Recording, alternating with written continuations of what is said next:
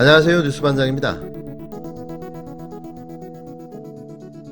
지난 2019년 8월 9일 조국 청와대 민정수석이 법무부 장관 후보자로 지명된 직후에 윤석열 당시 검찰청장이 문재인 대통령에게 조국만 도려내겠다라고 보고했다는 주장이 나왔습니다. 이게 사실이라면 일국의 국가 지도자를 향해 당신의 최측근이 문제가 있으니 내가 손을 봐주겠다는 선전포고를 한 거나 다름이 없는 행동으로 무례를 넘어 자신의 신분을 망각한 작태를 윤석열이 보여준 건데요. 그리고 이후 자행된 검찰 쿠데타, 일명 조국가족 죽이기가 사전에 준비되고 기획된 일이었음이 다시 한번 확인된 겁니다. 문재인 정부 두 번째 청와대 대변인을 지낸 김의겸 열린민주당 의원은 18일 오전 자신의 페이스북에 윤석열과 전두환이라는 제목의 글에서 문재인 대통령에게 윤석열 검찰청장이 조국만 도려내겠다라고 보고했다라고 주장했습니다. 김 의원은 검찰의 권력에 조국 장관이 겁도 없이 개혁의 칼날을 들이대니 조국을 칠 수밖에 없었다라며 이렇게 주장했는데요. 이러한 주장은 사람에게 충성하지 않으나 조직은 대단히 사랑하는 윤석열 당시 검찰청장이 검찰 개혁에 나선 조국 당시 법무부 장관을 칠 수밖에 없었다는 진단의 바탕을 두고 있습니다. 다만 김 의원은 당시만 해도 윤석열 총장이 역심까지 품지는 않았던 것으로 보인다라고 덧붙였는데요. 당시 윤 총장의 타깃이 조국 사모펀드에만 국한되어 있었다는 겁니다. 김 의원의 이러한 주장과 관련해 청와대 민정라인에 근무했던 전직 관계자는 이날 조국만 도려내겠습니다의 근거는 사모펀드였다라며 제가 아는 바로 윤석열 청장이 조국 수석에 대한 법무부 장관 지명 이후 박형철 반부패 비서관을 통해 보고했다라고 전했는데요. 윤 전 청장이 박형철 청와대 반부패 비서관을 통해 조국 장관 부인의 사모펀드 코링크 PE의 블루코어 밸류업 1호 투자를 근거로 조국 장관을 수사하겠다고 문 대통령에게 보고했다는 겁니다. 이 관계자는 사모펀드가 조국 장관의 것이라는 윤 전 청장의 허위 보고에 청와대 검증 라인이 부글부글 했다라며 윤 전 청장의 보고 이후에 청와대 검증 라인이 사모펀드는 조국 것이 아니다라는 보고를 올렸다고 말했는데요.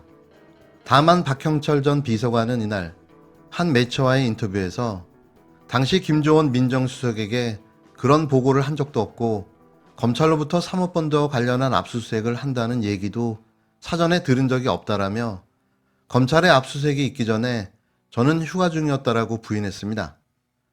이는 박형철 전 비서관이 윤석열과 각별한 친분을 유지하고 있는 상황에서 진실을 밝히는 것이 다소 부담스러웠을 수 있다고 추측되는데요. 사모펀드와 관련한 윤 청장의 보고는 검찰 안에서 윤 청장의 핵심 측근으로 분류되는 한동훈 대검 반부패 강력부장과 김유철 대검 수사정보정책관 라인이 보고한 것에 바탕을 둔 것으로 알려졌습니다. 사모펀드 건은 조국 장관 가족 수사의 출발점이기도 합니다.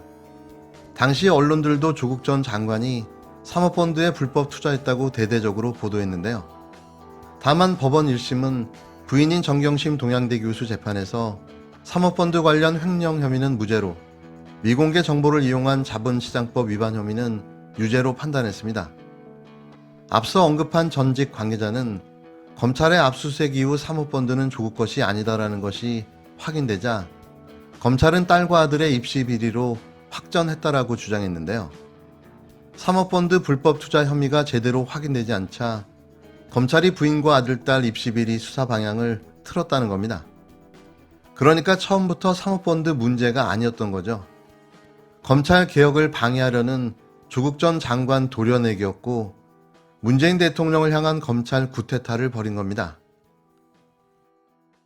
이어 김의겸 의원은 윤석열 전 검찰청장이 5.18을 언급하니 젊은 시절 전두환 장군이 떠오른다며 30여 년이라는 나이 차이에도 둘의 모습은 많이 겹쳐 보인다고 일갈했습니다. 김 의원은 18일 페이스북에 2단계 쿠데타, 사람 다스리는 재주, 조선일보의 지원 등 3가지 논거를 들어 이같이 주장했는데요. 김 의원은 전두환 전 대통령이 12.12와 5.17을 거치며 2단계 쿠데타를 진행했던 점을 거론했습니다. 그리고 윤 전 청장이 조국 사태를 거쳐 울산시장 선거 사건, 월성 원전 사건의 단계를 통해 역심을 품었다고 분석했는데요. 그는 이명박 박근혜 세력이 윤 전 청장을 떠오르는 별로 보기 시작했다. 윤 전 청장도 서초동, 조국 대첩을 거치며 어차피 호랑이 등에 탔구나 싶었을 것이라며 이왕 내친 김에 문재인 대통령을 향해 돌진한다는 명분을 축적한 뒤 전역을 하고 본격적으로 대선판에 뛰어들었다고 설명했습니다.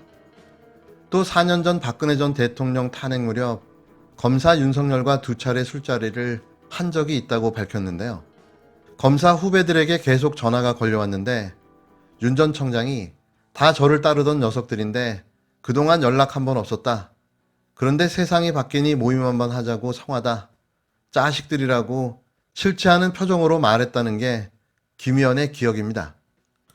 김 의원은 이 같은 윤 전 청장의 면모를 전두환 전 대통령의 보스 기질과 비교했는데요. 그리고 전학원 이들은 아마도 윤석열 사단일 것이다라며 앞에서 끌어주고 뒤에서 밀어주는 검찰의 의리, 그 실체가 뭔지 어렴풋이 짐작할 수 있었다고 밝혔습니다. 또 전 전 대통령처럼 윤 전 청장 역시 조선일보의 지원을 받고 있다고 주장했는데요. 이건 주장이 아니고 사실이죠.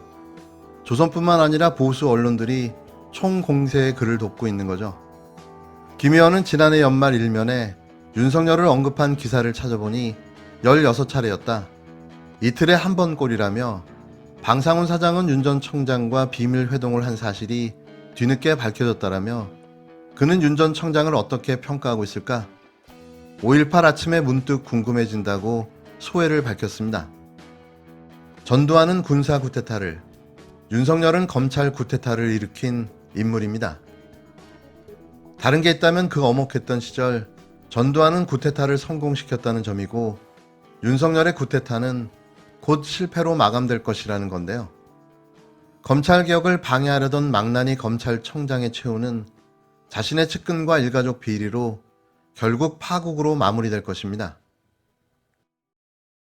광주 한은 이제는 광주에서 죽은 광주 사람만의 한이 아니라 한국 국민 전체의 한이요, 양심을 가지고 있는 온 세계의 한입니다. 광주의 한은 푸는 것은 광주의 사람들에게, 총질한 사람들에게 똑같이 보복하는 것이 아닙니다. 광주의 민중들이 가슴에 품고 죽었던 그 한, 자유롭고 정의로운 나라에 살고 싶다. 인간이 인간 대우를 받는 나라에 살고 싶다. 그러면서 죽어간 그 광주 한을 민주협약을 통해서 풀어주는 것만이 오늘의 대한민국의 모든 국민 간의 갈등을 해결하고 정부와 국민 모두가 다 같이 구원받고 서로 화목하고 서로 단결하고 서로 평화롭게 살 수 있는 유일한 길이라는 것을 난 여러분에게 분명히 말씀하고 싶습니다.